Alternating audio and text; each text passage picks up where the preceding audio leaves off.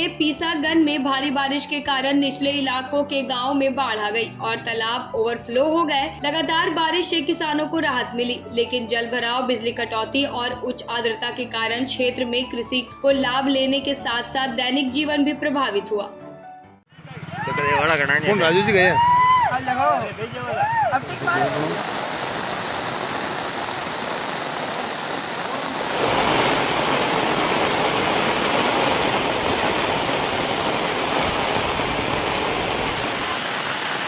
काय